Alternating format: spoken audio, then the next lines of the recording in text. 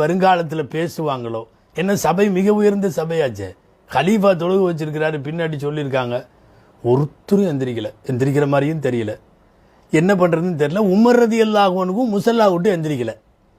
அது யாருன்னு தெரியணும். அது என்ன அப்படி எந்திரிச்சு போய் உதவு செஞ்சுட்டு தொழுக வேண்டியது தானே, அதுதானே சொல்கிறோன்ட்டு உமருல்லான்னு உட்காந்துருக்கிறப்ப தான் இது வேலைக்காகாது, இப்படி இந்த நிலைமை கண்டினியூ ஆகிட்டு இருந்தான்னு சொல்லி ஜரீர் இப்னு அப்துல்லா அல் பஜரி ரலியல்லாஹு அன்ஹு இவங்க எந்திரிச்சாங்க. எந்திரிச்சு கலீஃபா அவங்களே ஒரு வேலை செய்வோமா அப்படின்னு கேட்டாங்க.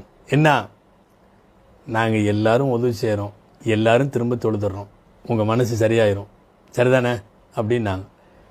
அப்போது உமர் ரலியல்லாஹு சொன்னாங்க, ஒரு தனி மனுஷனை எழுப்பி விட்டு அவருன்னு அடையாளப்படுத்துறதை விட ஜரீர் இப்னு அப்துல்லா சொல்கிற இந்த விஷயம் நல்லா தானே இருக்குது அப்படின்ட்டு ரொம்ப நேரம் யாரும் எந்திரிக்கவும் இல்லையே, சபை முடியணுமல்ல.